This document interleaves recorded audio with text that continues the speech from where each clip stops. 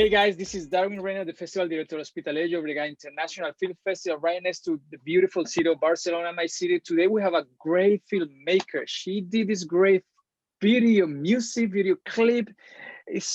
I mean, you guys need to come to Barcelona to watch this film because it's really, really cool, the protocol. And we have the director, Avatâra Ayuso. How are you, Avatâra? I'm good, thank you. Very excited to be here with you. We're happy to have you. Yes, we're very happy to have you. And right now, thank you for your time. And we're happy to have you in our festival. You make us very proud. Tell me, your film, The Protocol, it seems a very difficult piece to put together. How do you start? Because yeah, I can really, I'm not as good as you are. I hope one day I can be like you, but I can really see that you really work in the pre-production. How was the pre-production process? Can you tell us a little bit? Where is the idea coming from and why do you write it? Yeah, so actually I wanted to make a work about our approach to the other. And of course, that doesn't happen just in like 2 weeks, 2 months, or even 3 months. So the concept for the protocol has been developing over the last 4 years, I would say, based on my experiences of working in different countries and different contexts, where I go to meet people from different cultures, from Burkina Faso to Senegal, to the North Pole in Nunavut in the Arctic, to Patagonia in Chile. So that was kind of my experience and encounter with the other, which has been kind of a thread in my life. You know, I've been always traveling for work. But at the same time, during those 4 years, we had in Europe, we experienced the migration crisis, right? So all these jigsaw pieces made me reflect on some questions. I would say 4 or 5 questions that were with me over these 4 years, which were basically the first one was, you know, why do we build prejudices against those that we don't know? You know, why do we do that? Wow. Also, based on that, how do we build our roles in society in relation to the other? How can we empathize with the other? What strategies we can develop to encounter the other? And how can we maybe be the other? So is this idea of approaching the other and you know, so the protocol itself actually, which is a triptych of works, there is a choreography, outdoor choreography, and indoor choreography, and the film, the short film, exposes the contradictions, the fears, the worries that these 3 characters have. You know, it seems that they have been chosen, the chosen ones, to develop a protocol to encounter unknown visitors. So kind of that's the comic side of it. But the you know, the script and the reflection behind wants to show a little bit, you know, the paradoxes of our behaviors. Right. Wow. So yeah, the process started a long time ago, and then let's say the thinking, the concept, and then the script started in 2019, which then it has kind of it got a new redimension after the pandemic. You know, I really started in 19, and some of the things that I had chosen, there is a moment when one of the characters says, maybe they are visiting us, maybe they're escaping from war, from a pandemic. I had that before, and then there is a whole new dimension that the work now has, which I didn't predicted myself. Yeah, so the script, that's crazy. Yeah, exactly. So the script was there, and then of course pre-production to make it happen occurred while I was doing actually the choreography. Then because I couldn't do the choreography with the dancers, so I'm basically a choreographer but also a dance film director. So as a choreographer, I was working on the protocol, and what happened is that we couldn't meet. So I thought, okay, that's not going to stop my creative process. So let's use what we have, which is the technology. And as we were working with the software, I realized that I was pushing the dancers already to interact with the camera. I had done other dance films, but normally the shooting process happens just on the shooting days. But here there was something that was emerging. I really wanted them, me as a choreographer outside, I really wanted to experience what they, you know, that intimacy that I wanted the characters to portray. So then I realized that that was something else. That was a whole new artistic work. So then I decided to make the film. Wow, that sounds amazing. Hey, Avatâra, that sounds great. How do you cast these 3 guys? They are wonderful, I'm telling you. How was the process for casting them? I mean, they're really dancers. I can really Mhm. tell that, you know, they're really singing, you know, and they get me into the film when I was just watching. How was the casting process? So basically, they are very young. They are between 24, 25, and 25 years old, and I knew them from the sector in the UK. Kind of, I knew them. One of them worked with me in a kind of a small thing that I did. The other one didn't work with me, but I knew her for all the things that she was doing. Another one, the male dancer, I got to work with him when he was 14 years old. So the moment I Wow. had to decide of those three characters, of who they're going to be, I wanted them to represent the diversity of cultures, of people, of thinking that is part of our lives. Yeah. So Nice. they have very different training, very different experiences, very different cultural heritage. And it was very clear for me that it had to be the three of them. I didn't know which one was going to do which role, but clearly their different experiences and personalities is what inspired me to work with them. But I knew them from the sector before. Nice. Yeah, I see. That's why there is this chemistry and magic. I can see that. Yes. So before we go into production, tell me one more thing. How was the process of creating the shot list? Do you do some storyboard? How was that process before you jump into production? What was the process you did there? Can you tell us a Yes. little bit, because it's very interesting? So in this case, as I said, concept and script came at the very, very beginning without yet having any visual. The moment I consolidated the script, then I started with the imaginary. And I knew, again, it's really interesting because I've never done this before. My dance films normally, or my films were always independent products with their independent concept. But because the choreography was outdoors, it is, and it's work that we are showing and we will show outdoors, I realized that I couldn't do a film just recording these three characters in the street. What I wanted to do is to constrict the space as much as possible to create intimacy with the audience. So then I decided that, then that's when the storyboard came. It's like, how can I condensate the space so much that we can create a one-to-one between the camera, the audience, and them? So yeah, then I developed the storyboard. So by the time I got into the shooting day, everything was very solid and I knew exactly what and when and how. Nice. I can tell. The colors. I love the colors. You need to tell me about the colors. Why you choose those backgrounds and the clothes. I mean, And the everything is really clothes, well yes. prepared, right? You really Yes, prepare everything. I can every really tell single that. detail. And again, I wanted to be these three characters. They have, once you see the film, each of them had their personality and their point about how they feel about this encounter with the other that they never meet, the other that they never meet, right? So I wanted to be characters that are quite extrovert in who they are and proud of who they are. I didn't want apologetic characters. I want them someone that feels, this is who I am, this is my personality, and I know that I'm aware that I might stand out and I'm okay with that. So comfortable with who they were. So then I was pushing the colors a little bit because basically I wanted something a little bit eccentric in each of them. One of them is wearing a corset with a top, the other one is kind of more sporty. The male character has his suit. So I wanted this eccentricity a little bit. Wow. And then once I decided the colors of them, as you can see, we have one British white, one dual heritage, and one black British. So clearly the skin of their colors need to frame their costume. And so we tried lots of things and we had a lot of fun until I found it. And then the background color was depending on how can we create a contrast with who they are as characters. Wow, really pro, Avatâra. Oh my goodness. Let's jump into production. So how was those production days? How do you shoot this?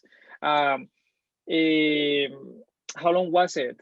How difficult was it? It was just 2 days because of COVID restrictions. We got that studio space, and that's the maximum we could get. So, of course, I knew that in advance. So I made sure that I planned, or we planned with the team, everything Nice. super tight. It was not stressful just because everything was very planned. And even if it was planned, I let ourselves to have a possibility to improvise in a couple of moments. I normally like putting in my shooting days, I like to give us a couple of, I would say an hour and a half a day where we develop new ideas that maybe didn't work out, or things that are completely different, that as I'm working with the dancers, I realize, or with the actors, I realize like, okay, this was not in the script, but has potential to become something in the editing process. So even those periods were planned in the schedule. And yeah, so it was okay, it was good. It's just a pity that we didn't have an extra day to try a couple more things, but I guess everyone is always lacking of time, that's what we want to retain, time. Yeah, correct. So anything very challenging during, I even know that you prepare very well, and that's what every filmmaker should do. I put myself in that. It was anything challenging? Filmmaking is challenging, we both know that. Anything challenging, especially in the production? Yes, it was one of the scenes, which is the one with the gray background, where for the first time we see the three dancers together. That's nice. Yeah. Yes, that was nice, but that was we had 4 hours of panicking, because we realized that the paper background we got, it was 2.5 meters, but actually it was not enough to get them. So then we had to do, in post-production, we had to find a solution. And then their bodies, I know how tall they were, but the moment they were expanding in the space, they were coming out of the frame. And so we had to repeat that scene about 6 times. So the dancers were really tired, because it's very, very physical, obviously. So that was something that the challenge was, because of all the spacing, that the actors, dancers were expanding beyond what I expected, which it was great, but yeah. Wow. Tell me something about the choreography. Choreography is sick too. It's amazing. So those guys were ready, or how many takes do you do? So basically, the shooting were 2 days, but we had 4 days before to work on the movement in a normal studio space. So and that was like about 10 hours a day, which is what with the dancers we do between 8 and 10 hours a day. So we were working all the scenes all the time. I knew that I wanted a fixed camera, which is quite unusual in my work, but because I wanted them to, their choreography, their bodies to be the ones that zoom in and out rather than the camera, that will have to be done before. So there is a lot of work in the choreography. So by the time we go to the shooting, we didn't repeat. I would say, the one 5-6 times with the gray backdrop, but the rest, it was about 3 takes, because it was very, very well rehearsed. And they knew more or less the height of the camera, where it was going to be. There was, one section which is like full on good choreography, I have to say, when is the yellow background, when they're appearing and disappearing, that's one shot, that's it, there are no cuts. So we had to sort out, all the pathways underneath to emerge, and for them to have, sorry, I move a lot, like, as you can see. No, that's nice. 3 levels, I knew that there might be one talking to the camera, but we could see the other 2 in the other, medium and far distance. So there was a lot of work in just 1.5 minutes of the piece. Wow, love it. It's a great work, Avatâra. Let's go to post-production. Tell me about who edited the film, and how do you work with the editor if somebody edited for you, or how is that process for you? The process is me.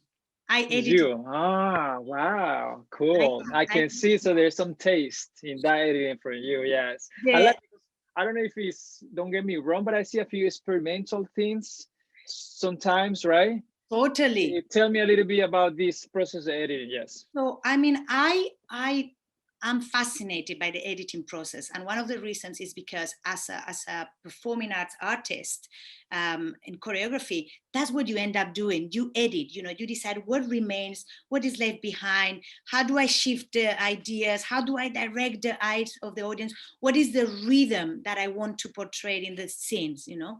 So editing in choreography is the part that I like the most. And then when I started to do film, that was the thing that excited me the most. So I always edit my films, and it takes me a lot of time because it takes me time. It's okay. I guess to everyone. But I like not to follow rules. I really don't care about the rules. I know they are there, they exist, cool. But they're just for me the starting point to portray the artistic world, the vision that I have for the work. So I'm very happy with breaking rules. I enjoy that.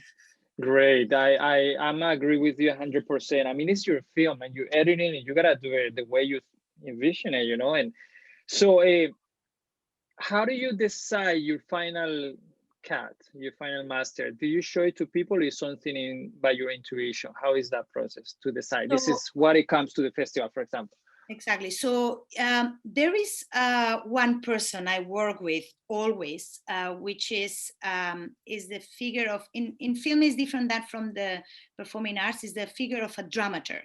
In cinema, someone might think that is the one that writes the scripts. Actually, in dance is someone that helps you to think deeper about the message that you want to portray. So that person, Ignacio Blemin, he's an artist on his own right, and he's also a journalist.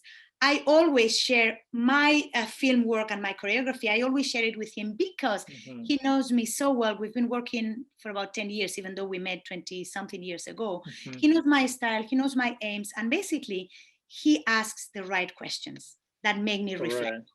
So I'm very open with him, and we have a lot of conversations after I have good drafts of the editing. So he's the person that I might try. When the film is almost ready, the first people I go to is my family, and my family are not artists.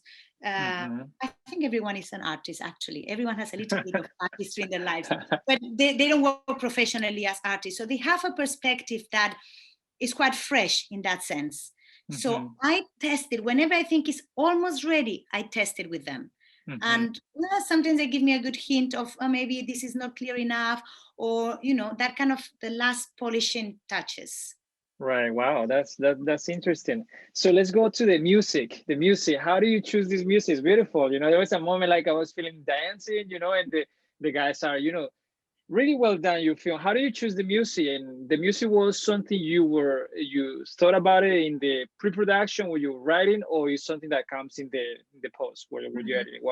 How was that? So the music, the composer is Nick Rodwell. He's a UK artist, and that came post-production. And I knew his work, so I knew he was going to be the artist I was going to work with. So I knew his style, but I didn't know the specific tracks that I wanted to choose. Wow. And it came in post-production basically because, and maybe because I'm a choreographer, I really want the characters to speak first, verbally and physically. So what is the physicality, the rhythm of what we want to say with the body, with the text? What's the rhythm of that interaction with the camera? How fast, how slow they approach the camera, or how fast and slow the camera moves in relation to them.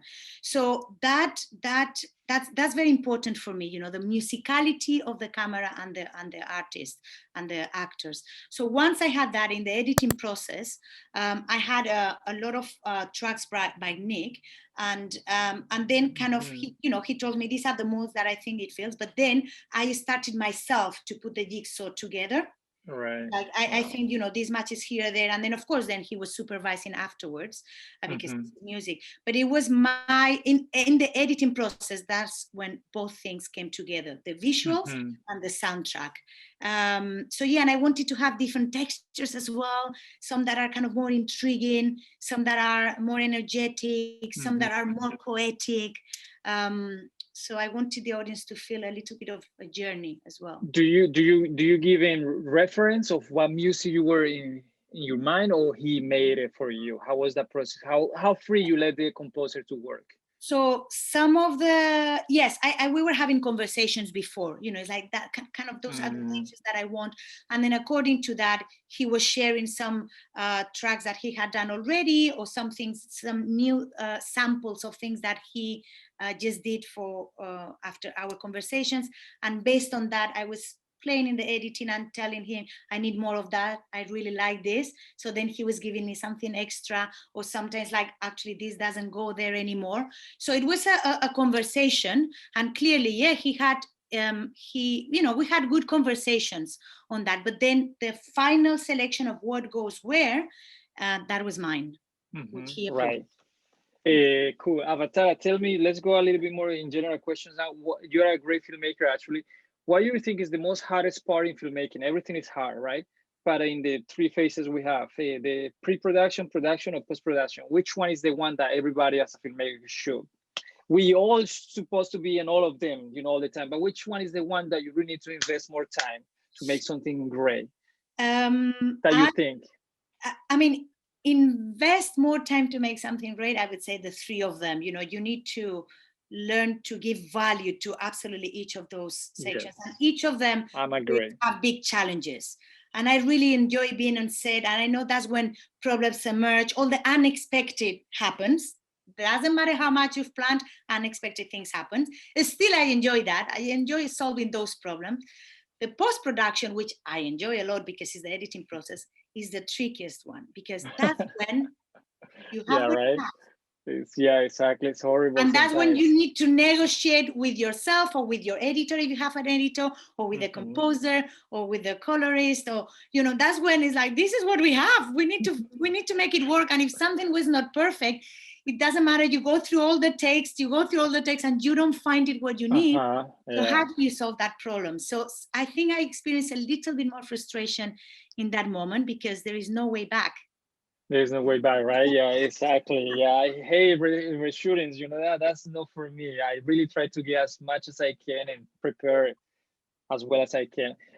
Tell me one more thing. So, Avatâra, after the people watch your film in the festival, what is the feeling that you were intending? What was the theme, that you want the public to have after they watch your film? Remember, each person have a different perspective. But I want to hear from you, the one you were envisioning, like, hey, I'm doing this because I wanted to feel that. Tell me. So I want the audience to kind of feel certain intimacy with these characters.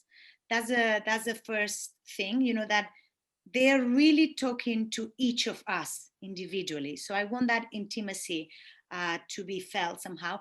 And at the same time, in terms of feeling, I hope that they will appreciate the polyphony of perspectives that the characters are giving us on this difficult subject, which is how do we approach the other. So they will not get answers, they will get a lot of questions. And I'm okay with that, and I hope they enjoy that, that process of questioning, hearing a polyphony of perspectives, and feeling that there is a kind of intimacy that they've developed with the characters. Nice, that's a beautiful answer. Avatâra, tell me, what are you working on nowadays? What else are you gonna surprise us for the next one? What do you have under your sleeve? One of the projects that I have in mind, I'm doing a trilogy on women and extreme landscapes called 3 Women, 3 Films. I already did in 2015 the first one, which is called I Am Raja. It was filmed in the Sahara Desert with a Berber girl. My next one, I want it to be in the Arctic. I Am Now Luck, with a woman in her 60s, an Inuit woman. It's community of artists that I worked already with. I'm in the process of fundraising because it's so expensive to go there. And I went there for my dance production, but it's absolutely expensive to go there. But the script is done, the character is chosen, the Inuit woman is chosen. I know the locations because while I was researching for my choreography, I kind of was researching on the location. So it's funding now, but it's stopping me. And it might take me still a few years, but I'm not going to give up. And then the third one will be underwater. which I also do dive in. So that's another one that I want to do. Look at you. Again. I don't know when. Look at that. You're full of surprises. Oh my goodness. That's nice. So are you coming to Barcelona? So I'm going to do my best.